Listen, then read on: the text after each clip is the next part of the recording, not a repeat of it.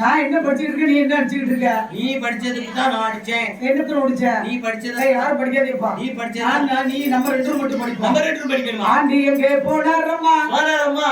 Aunty எங்க போனாரம்மா? தம்பி என்ன? ஆண்டி எங்க போனாரம்மா? ஆண்டி எங்கே போனாரம்மாலாமா? போனாரம்மாவாம்க்கா. ஆண்டி சொல்லுங்க பெரியம்மா. இப்படித்தான் கொடைக்கு கூட போனாரம்மா அது எங்காச்சும் தயிர் ஊத்துட்டு அறிவு விட்டவனே.